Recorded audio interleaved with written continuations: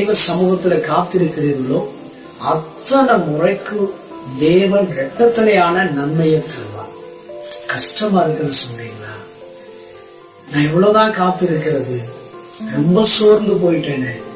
ஆமா, அதிக நாள் காத்திருப்பது இருதயத்தை இழைக்க பண்ணும்.